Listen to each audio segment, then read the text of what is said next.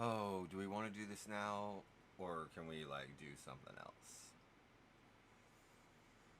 Let's see how far we get. We're going to begin now. And the title of today's talk is on transforming ethical dimensions of organizational culture. And ethics, I think, is a big deal. Maybe it should be a bigger deal than it is and should be paid attention to in different ways.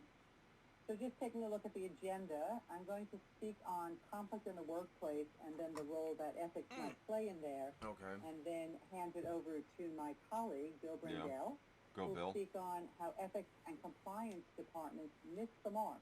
So they're doing something right, but then what are the opportunities they might be missing? And then the lens of transformative learning, which is Bill's unique The take on ethics in lens. organizations. The And lens. then 7 habits of moral disengagement, and the three-pillar approach, combining principled leadership with organizational citizenship with meaningful work and seeing how that comes together, and then making the business case. So in getting started, looking at conflict in the workplace, we can see that there are numerous reasons why conflict may happen in the workplace. And each of you, if you sit here and just think for a minute, you can probably think of multiple ways in which you have either been engaged in conflict, maybe on rare occasions you've even started some conflict, but we're not going to go into all the different reasons. We're going to focus here where sometimes there's a lack of alignment between our personal values, our personal beliefs, our expectations, and then the behaviors of those around us. So we all come into the workplace with a certain framing of what it means to be at work, right? And then sometimes other people are not necessarily on that same wavelength as we are. Mm-hmm. So it's also increased when organizations allow these behaviors to persist. And I put allows in quotes because it doesn't mean that they're actively giving permission for these kinds of behaviors, but we can interpret the lack of interference or stopping these behaviors as a kind of implicit permission. And this really can exacerbate the situation. There are times I've worked as a consultant in organizations where many people feel there's a lack of accountability. Yes, there are policies and procedures that are put into place, but what happens when people don't follow those or when they actively violate them? Are they being held accountable? So if they're not being held accountable, then some people can understand that as being given permission to violate the Huh. norms and the practices and procedures that have been set.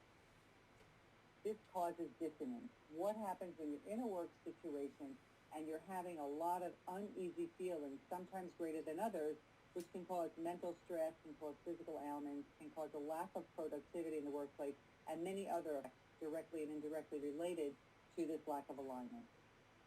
So what do we do when we're in these kinds of situations? Well, maybe we can ignore it and hope it goes away, close your eyes and pretend it's not there. Some of us do that on some occasions because maybe we think that as bad as it is, it might be easier and less painful than actually dealing with it. Or we may complain about it to everybody and anybody who will listen until then we become the problem because we've been complaining about it too much.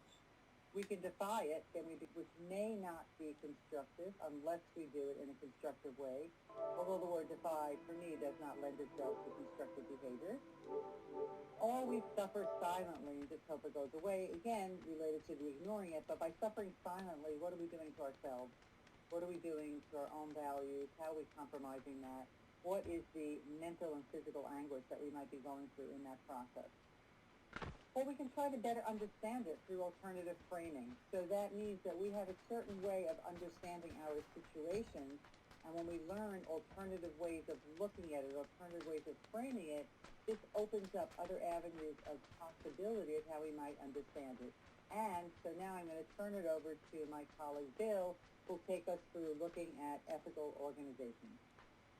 All of these options, ignore, complain, defy, or suffer, really are rooted into our habits of mind, so that a lot of times we do this from a place of habit or implicitly. We don't even think about what we're doing. We just sort of do it automatically. And with the bombardment of everyday organizational life, we're taxed. And so we sort of run on autopilot. So what we're all about at the center is bringing this implicit world to the surface.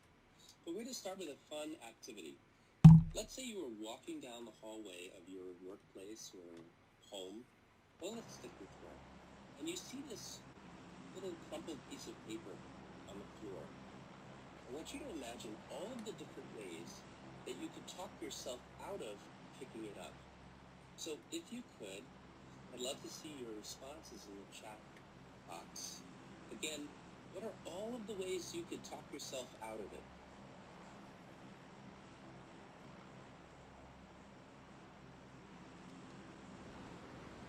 Maybe see some people typing here. It's a new game at work to kick it around the office. Nice. We have a bunch of people typing, so I'm assuming we're going to get a lot of ideas. Exactly. Somebody else can pick it up. Right? I'm in a hurry over here. I didn't do it. Why should I pick it up if I didn't do it? That's just unfair. Who the heck are you talking to? Holy crap, who are you talking to? Yeah, so disability or an injury can make it more painful. Very good. Oh. Oh, you could wait, right? You could wait, you could stall. If I see this by the end of the day, I'm going to pick this up. Good. This is great. It may be dirty. Exactly, that's a common answer. There's germs on it, right? So we talk ourselves out of getting whatever it is, the bubonic plague, from picking up a piece of paper. Ah, is it an important piece of paper for somebody? It certainly could be, although it's sort of a not, looking like it's very important. Good, let's just take a couple more. Come on, We're dude. practicing for trash picking up volunteering this weekend. That's funny. Is All it? right, maybe two more, because I see two people typing, Kathy and Megan. It has a hidden message. It has $100 in it. Wouldn't that be a really cool game?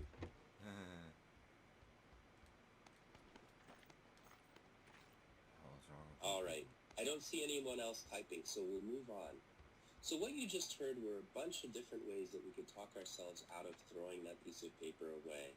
One of the things that I've heard, a couple of the different things I've heard are that you've got, you're in a hurry, right? You have no time. It's not my job. There's a lot of self-talk, and that self-talk happens in a heartbeat. It's something that occurs very quickly, and we do very little, thinking consciously about it. And we just move on with our day. So let's think about this. What could the organization do to make sure you pick it up? So type in your ideas. What are some ways that an organization could make sure that you do pick up that piece of trash? Wow. All right, got a lot of people typing here. Award people a cash incentive. Excellent. Free lunch. Rewards, rewards, rewards. Okay? Reward. Oh, collective punishment. All right? Name and shame those who don't. All right. Okay, that's yeah. Sounds a bit like Survivor. You're thrown off the island. High standard of cleanliness in workplace. Pride. That's nice. You're getting them in the heart. Good. Let's just take a couple more. That's nice. You're getting them right in the heart. Guidelines. Good. Pay people a living wage with significant benefits so everyone feels an ownership mentality within the organization. All right, I see one more person typing. Let's take this, Liliana. Oh, we have a couple here. And we have rewards for the ones who picked it up and punishment for those who don't. Wow. More trash cans around the workplace so trash disposal easy. Well, let's move on right now. And I'm going to say this. The things that you've just mentioned are one of the problems, right? So rewards and punishments can make people do things in the near term, right? When I say make, influence. Certainly money, pride, getting your, picture on the wall are all ways to encourage people to do it. But what happens over time is the benefit that you get from that begins to go away. And this is something that falls into the category of operant conditioning psychology. So this is sort of the older route of encouragement that many ethics and compliance departments are taking. But also, if you're into leadership development or conflict resolution, you can think about how these professions can also miss the mark. So, what I'd like to hear you do now is let's look at that crumpled piece of paper. I promise we'll get off the paper soon. Please. This is the last question. If you see that crumpled piece of paper, use it as a metaphor, okay? What are the crumpled pieces of paper in your workplace? The things that are violations or problems that people don't touch.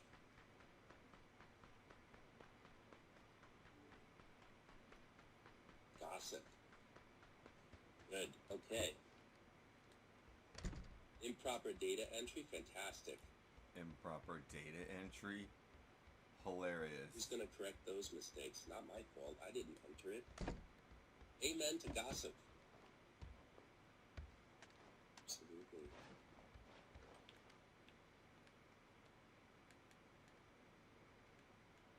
Drawings while working or listening. So people just kind of what they call social loafing at work. Good. Fixing procedures, neglecting to provide tests to patients for screening. So there's what I'm seeing here is a lot of negligence, microaggressions, right? Let's take just a couple more. Right. Kathy and Liliana. Cursing at people. You'd be surprised how often that happens. And late arrivals. Yeah, these are the little things, right? Now, there's a theory in social psychology called broken windows theory. And the theory goes like this. If you're in a neighborhood where there is a piece of paper on the floor, on the street, and nobody picks it up, then people are liable to do, kind of escalate ethical infractions. So one thing might be, somebody breaks a window and doesn't tell anyone about it, and the window stays broken. So when people see the window broken in that area, they feel, well, there's a piece of paper on the ground, there's a window that's broken. You know what? I see somebody's bag there. It may have some goods in it, but they're not coming to pick it up. I'm going to check out what's inside that bag, and so on and so forth, and it escalates. So there is a slippery slope when it comes to organizational ethics. And now we're going to talk about how collectively this takes place and what we need to do to correct it. So there's the conscious mind and the subconscious mind. A real quick overview of that. The conscious mind are things that you're aware of every day or can easily become aware of if you're asked to think about it. The subconscious mind is what's sort of operating in the back of your mind. These are habits of mind that you've developed over time, and they're so strong that you just sort of operate on top of them. So, if you're an employee, you typically have a point of view, and it's conscious. This is something that you express out loud. But gossip is certainly a way that people express their points of view. So is cursing, to show their disdain with something.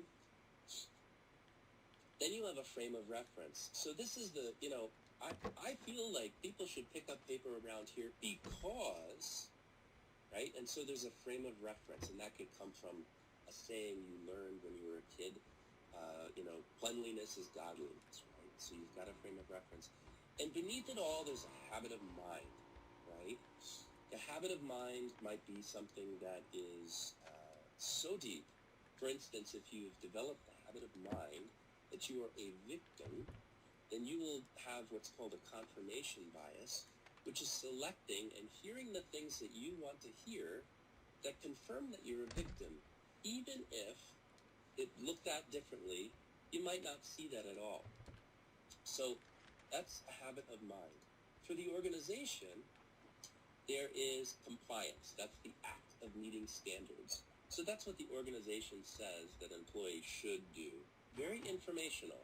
And if you've ever taken sexual harassment training and you've checked through the boxes and you took the test, it's information and it's stuff that you can sort of look at, guideposts, to determine whether you're doing the right or the wrong thing.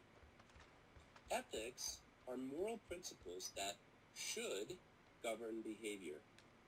And some people have more ethical knowledge than others, and some are more developed in terms of the way that they see ethical dilemmas, and that's just fine. But the item that we're going to talk about today is the deepest pocket of thinking in an organization. Organizational culture is defined as the subconscious expectations that drive behavior, that actually drive behavior. That's what ethos is. It's the spirit that is beneath it all. There are 7 habits of moral disengagement that are shared and can become part of organizations.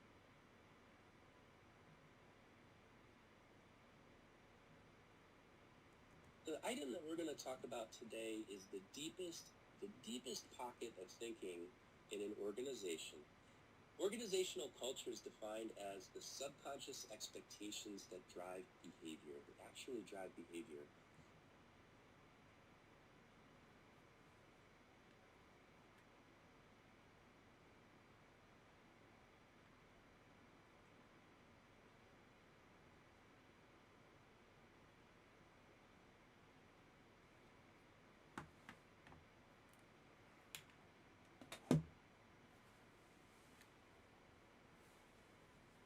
Actually drive behavior.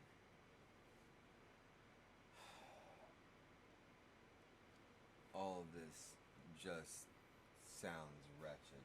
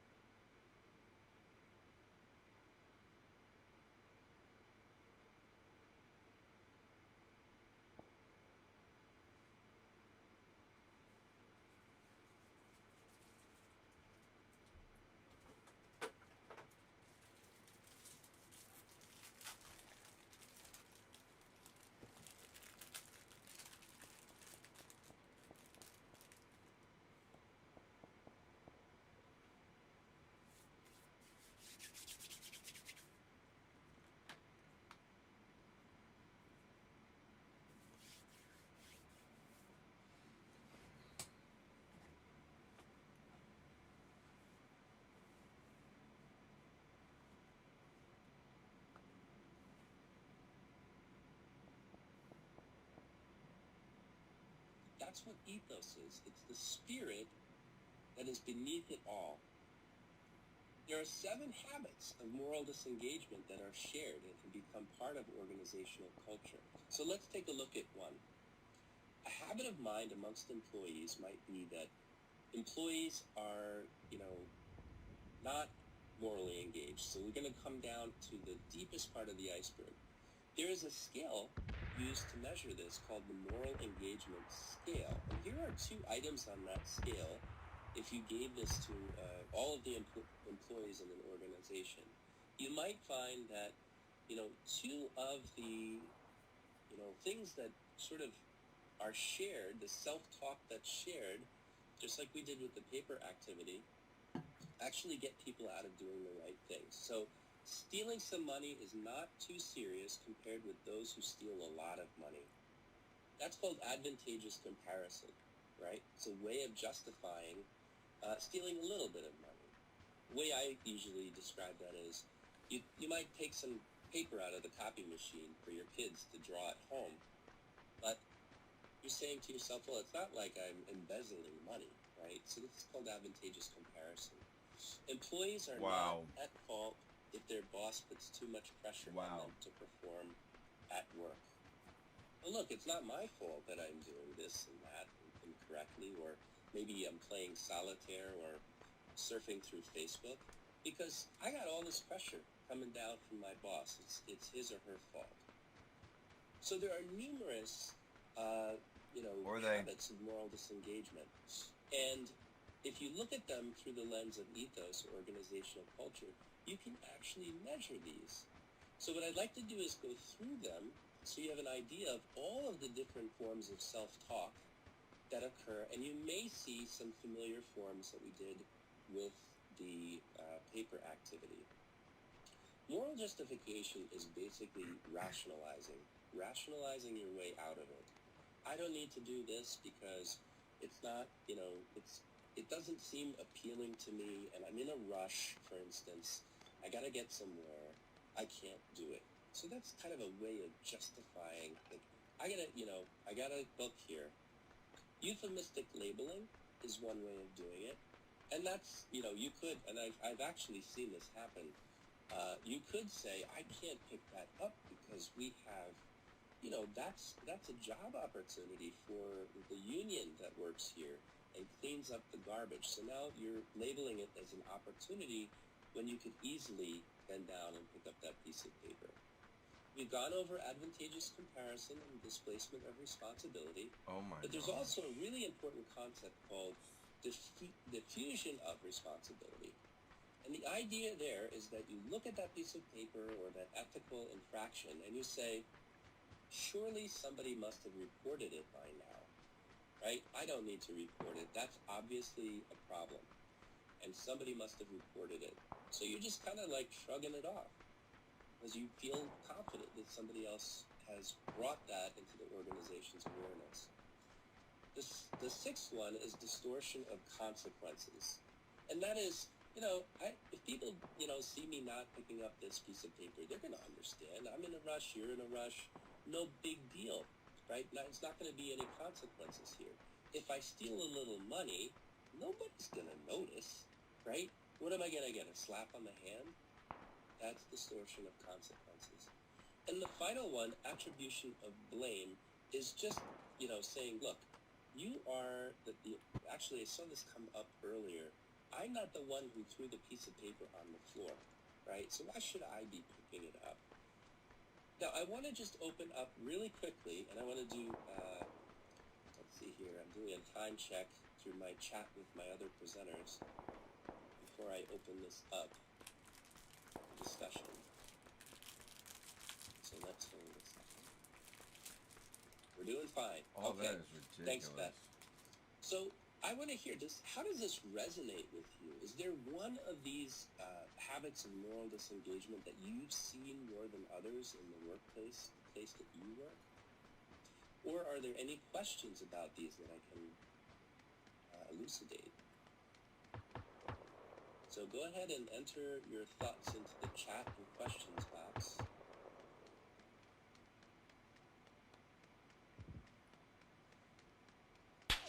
Liliana, Kathy, great.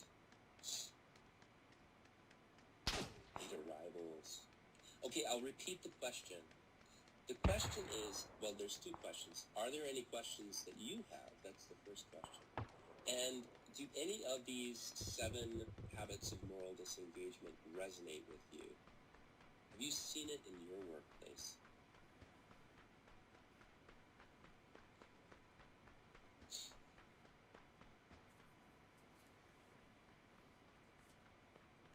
Okay, multiple attendees typing. That's good. Thank you.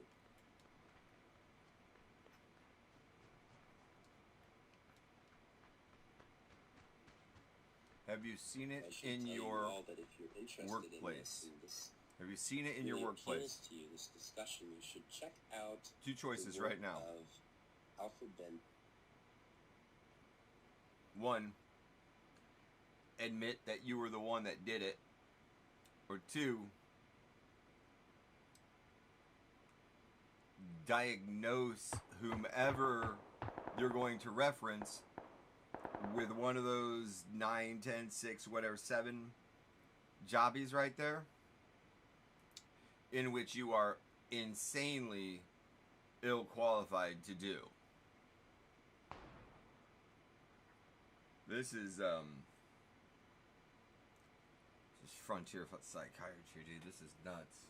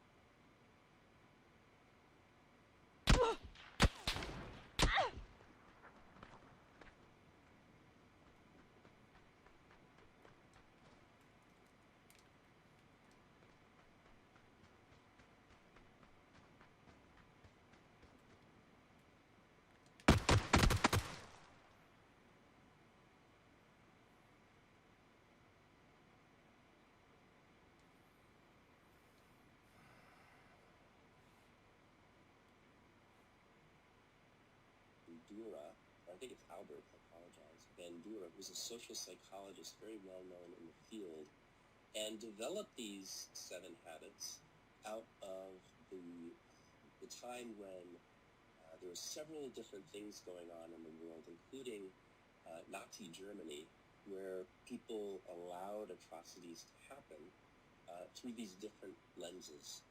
So here we've got a comment from Liliana, and it says, is it wrong to tell your boss that you can do a certain job because it is time to log out? This is something that I've experienced in the workplace. Is it wrong to tell your boss that you can do a certain job because it is time to log out? I'm having a little difficulty understanding that question, Liliana. I can make some assumptions about what you mean.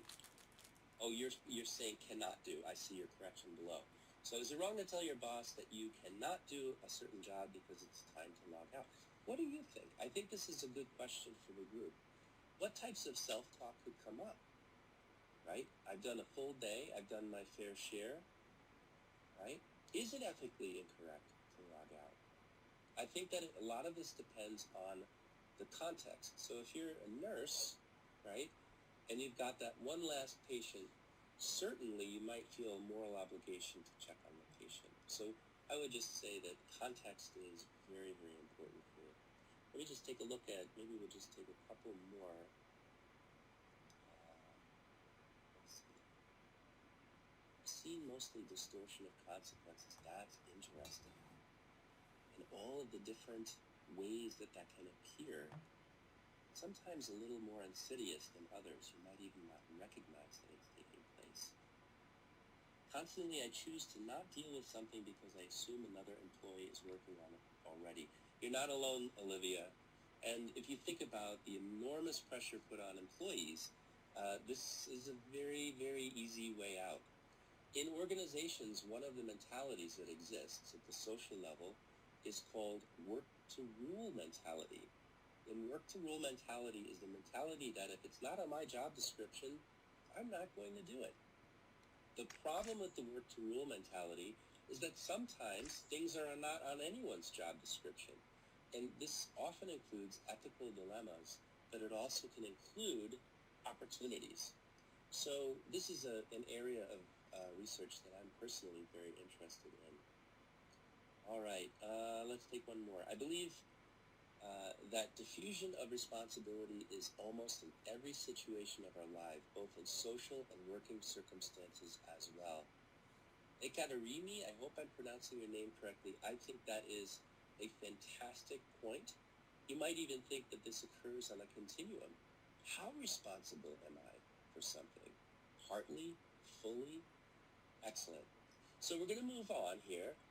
And we're going to talk about a three-pillar approach to You don't have showing to up answer. They just organizational answer. culture Oh my in a way gosh. that directly That's addresses ridiculous. these ethical habits of mind.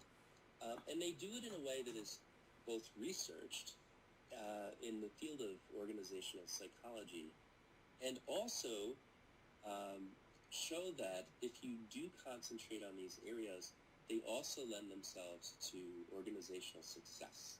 And there are a lot of different factors that will help you make the business case for taking this approach. So the very first thing, and I know this is kind of small on your screens, is what we call at the center principled leadership.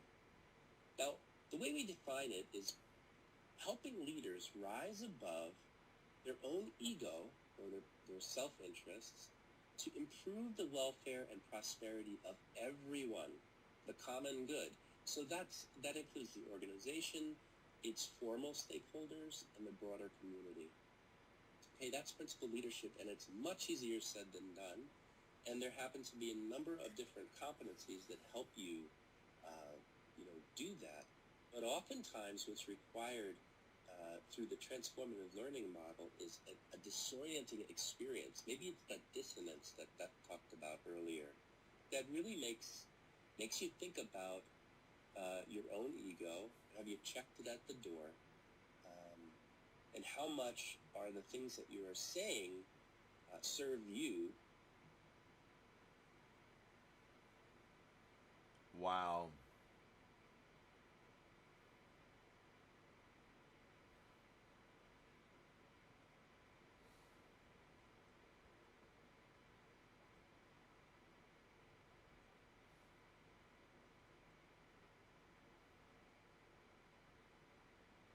This is going to be so difficult to put together. This is crazy.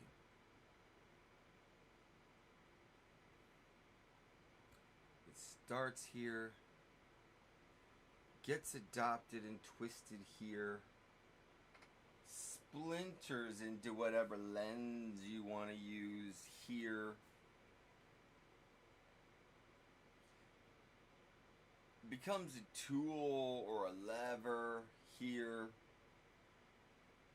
and throughout the whole thing, it's changing its name. Multiple names by the end. Same source. And it's not just educators. They have the Cradle to Career project.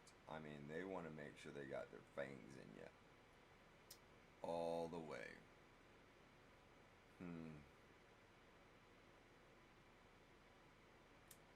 Self-reflecting on your own morals and values. How have they stood in your way? Well, look at these guys. Does it give you a new perspective? Oh, I know the conflict's there. I know. It's tough. It's tough when you think this way and you find out, no, it's cool. We got you, baby boy. We got you. 6 months later, yeah, Antifa. Let's do this.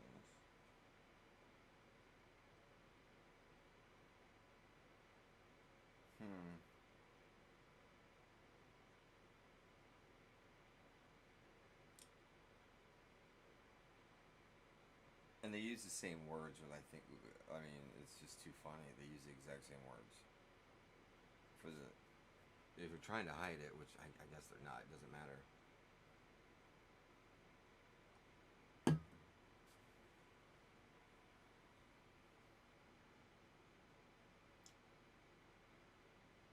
Wellness is fullness? No.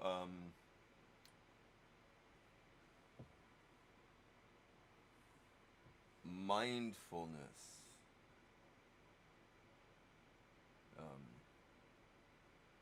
Mindfulness. Meditation. Mindfulness.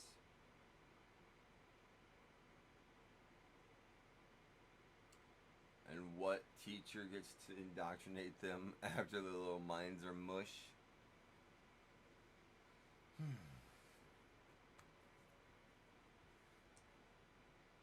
I need chicken.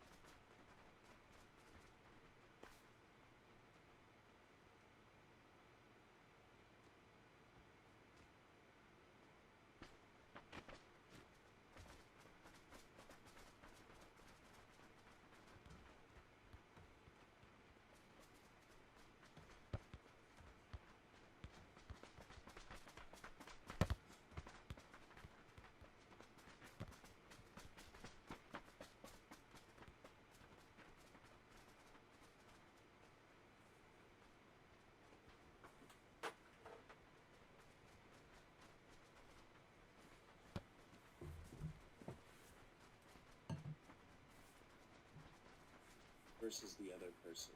And maybe they make you look special. So that's principled leadership. The next pillar is organizational citizenship. And this is essentially the antidote to work to rule culture. Organizational citizenship refers to improving the moral climate of an organization by inspiring employees to do the right thing, even when it's not formally recognized or rewarded. Think about a workplace like that, right, where you feel connected to your work in such a way that you don't even need to be recognized for standing in for somebody or going the extra mile with a client. Wow. Last but not least, we have meaningful work.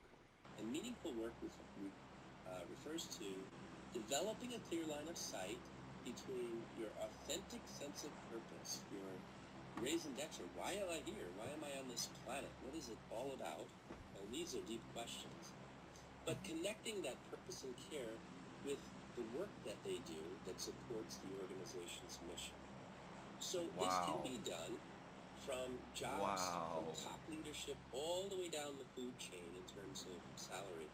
So a great example of this is you go into, I see some people have healthcare experience in here. You go into a hospital like New York Presbyterian Hospital, and you ask the janitor what he does at the hospital. And the janitor's, in the meantime, he's, mopping the floor. And he tells you, I save lives. Every day I save lives. Well, there's a really powerful sense of purpose, but how does that connect with what he does? Well, the organization can help that janitor see that the number one killer of people that come into hospitals is the infections that they didn't enter the hospital with, but they caught while they were there. And so a clean sort of this cleanliness is a methodology for routing out infections. They call them nosocomial infections. So you see, it could be done just about anywhere. So here's the business case. Yeah, I really couldn't fit enough in here. I apologize that it's so small. But this has been researched empirically. So leaders who are able to rise above their own ego, look at all of the improvements to the organization. Increased productivity and profit, increased market value and growth, sales revenue, firm longevity. You can read for yourself. There are a number of things that improve. An ego, I wouldn't say ego less, but a leader who checks their ego at the door can be very inspiring. And as a matter of fact, they may not even be a very good manager, but if they are ego aware, it's actually quite refreshing. So these are the things that are a strong business case for principled leadership. And why is it important to make a business case? Because this approach really talks to the heart, right?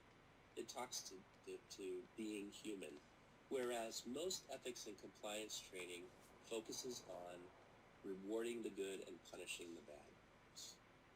For organizational citizenship, we have a number of related and some overlap, as a matter of fact. Improved performance, increased sales, and on and on. Meaningful work. Here's some percentages for people who like numbers. You have lower turnover, lower absenteeism, fewer safety incidents, and on and on. Well, the way I really want you to think about meaningful work and why it's so particularly important is that by the year 2025, millennials are going to comprise something like 85% of the workplace. So with that said, just think about what that means. If we are working on making work meaningful, which is the number one thing that millennials are interested in when compared to higher salaries, there are numerous studies done on what an MBA student, for instance, what type of a job they would take if they had a choice between a meaningful job and a job with more money. What happens is millennials take greater ownership, and I think I saw this earlier in the chat box. They take greater ownership of the work. So I want you to think about the fact that, millennials tend to, according to research, rent their organizations and try it on. They say, you know what, I might not work here. And so frankly, I don't care if Jim is stealing paper from the copy machine, right? But if you feel deeply, deeply connected to your work, you will step up wherever you see ethical infractions, including potential infractions of your very own, by becoming more aware of your own self-talk. So in conclusion, what I'd like to do is sort of wrap this all up, and I know that we will open up for more commitment, or for more comments and questions. Let's just kind of wrap this up. If we truly want to have sustainable change, you cannot simply do rewards and punishments as usual, and you cannot simply work through informational learning channels and the education as usual. You need something disorienting that gets people really thinking about their habits of mind, and you need to provide a holding environment that supports and challenges the people in the organization to see new ways of interacting with these types of ethical dilemmas. There are 7 habits of mind, or self-talk, if you will, that are crucial when it comes to moral engagement at work. And the key is not just understanding what they are, but also practicing awareness of those habits. There are 3 pillars of organizational culture that are researched to impact the bottom line and also humanity at work. So through this lens, bringing humanity back to work can actually improve both human and strategic prosperity, which oftentimes are positioned as mutually exclusive. Can we have both an ethical and a successful company? The answer is yes. And a great deal of research that the center is conducting is showing this. So I see a bunch of comments that I want to just address really quickly. We have Kathy's coming in with a number of comments. Fantastic. Kathy works for a remarkable workplace right now. Top leadership models, respect and participation at all levels. One of the things at the center that we do is we like to celebrate organizations that are doing the right thing, that have cultures that encourage ethical behavior. So Kathy, I'd love to hear more about your organization. Excellent. And you see Kathy is offering a number of different ways that leaders model egoless or selfless behavior. And also, Kathy's confirming that millennials do not show a commitment to work. Yes. Okay. Excellent questions, excellent input. Thank you so much. You know, I think one of the greatest parts of doing this today, I've noticed with all of you, is your level of participation. So I want to thank you again, and then I'd like to hand it over to Beth. Yeah, because that's one of the things you're Beth, supposed to would be you like to watching take for. it from here? Sure, I'm going to jump back in here, and I just want to say that I'm not a millennial, but I want to defend some millennials that do have commitment to work when they're there. So I think one interesting concept is to think about the framing of what does it mean to have commitment, right, in the workplace, and what does it mean what does work mean, right? What does leadership mean? What does team mean? What does organization mean? So all of those definitions might be challenged and shifting.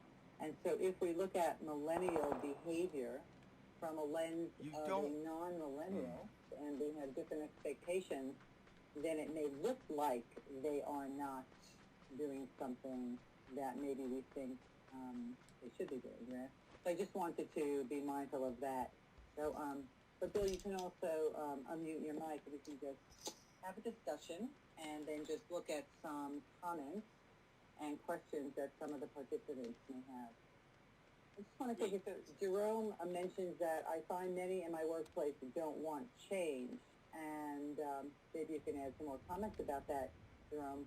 I know from my own experience, and Bill, please jump in, when people don't want change, or the behavior that we interpret as not wanting or resisting change really symbolizes a whole host of reasons why, right? So change is something that can be very painful for people because it's suspending prediction and control, and it's really entering into the unknown. In my work with some organizations and with some departments and sections inside of organizations, which I have to say, can be really toxic. And what I would define as toxic is when there's a lot of absenteeism, that people just need to stay home for their own mental health, they can't handle the workplace, et cetera, many of the characteristics that are the opposite of what a good ethical organization would do. Then you ask people, like, well, what kind of change would you want to see? And a lot of times, even though it's painful, mentally and physically, to be in these kinds of difficult organizations, people understand how to operate within that context. And so that becomes more predictable and that becomes more known, even though it's not healthy. I almost equate it with like the black market. Things are not available, but I know how to get it and I can figure it out. So it's not above board, but the idea of change and the fear that goes with it sometimes is stronger than the desire to change. Any comments on that? I think it's fantastic. What you've just said aligns very well with my thinking on this subject. You could really unpack this, again, in terms of self-talk or habits of mind around why people don't want to change, because the way that you approach it is really diagnosing, like a doctor, about that person, and also the people. You mean your made-up problem? That makes yeah, it very I'm difficult good. for them to change. And there's a great book by an author named James O'Toole, and it's titled Leading Change. And there's a chapter in the book where he describes 33 different reasons why people are not fond of change. And so you could imagine, with all of these flavors, that it's very difficult to have one single, best practice approach to managing change. There are multiple approaches, and the key here is addressing habits of mind that exist at the subconscious level. Most people don't want to change because they've experienced change in the past that was painful for them. And so if you begin to think about that experience in the past through a different lens, or adopt a divergent perspective, such as perspective outside of millennials' perspectives, like Beth brought up, it can be very helpful in addressing whatever that flavor of change aversion is for you. I'm going to add that Olivia has a comment here that's very much on board with the idea that creating meaningful work to millennials so that they feel valued is the key to seeing productivity and loyalty. So I think it takes a little bit of motivation in a workplace for somebody to lead the kind of conversation that says, this is what I find meaningful. What do other people find meaningful? Because we all have different reasons for showing up in the workplace. And even if it's just a job, where it's just something that we're doing because we need the financial means or other kinds of access it gives us, well, then we still have to pay attention to how do we make it as pleasant and meaningful as possible, all things considered. I want to be very professorly for a second here and say that, and also practical, the word narrative or story goes back to the word meinen. That's the original concept of narrative or story, and meinen is the root word of meaning. And so one of the areas of study that I really enjoy is the way that leaders tell stories that connect the work that you're doing with the work of the organization as a whole. But a really good story, and learning how to tell good stories and understand other people's stories is a leadership competency. So I think that's a particularly helpful approach, just simply understanding how that works and what the story arc is. And just to give you a route, something to follow up on if you're interested. Okay, Christina has a comment here. How would you approach isolation in the workplace, especially when management is aware and okay with it? I would just say two things I would say. One is that this is especially profound now when a lot of people are not necessarily physically in the workplace. There's a lot of hoteling and people working from home and telecommuting and other things like that. So that does tend in some ways to increase isolation. Then in the second question, I would also answer with a question, what are the behaviors, what are the actions or comments that you're witnessing that lead you to believe management is the will and okay with it. And that would help me unpack that question. Because to me, when I look at that, I think, okay, there are a couple of assumptions Hey, here unless what's that up, conversation has Renegades already been Way? had. Didn't see you over there. Well, it's funny because I'm thinking about the aspect of what are you going to do to change management, tone at the top. And, I really am a firm believer in consulting to go right after a key performance indicator that the manager cares about. And sometimes this takes, explaining to them that this feeling of isolation actually leads to greater attrition, which costs organizations millions of dollars every year. And you could find that out by digging into data like exit interviews, employee engagement surveys, and a number of other different sources of non-intrusive data to really paint a picture of, look, if you could increase this feeling of belongingness, which is the antidote to isolation, you could actually decrease attrition and add X million dollars to your bottom line.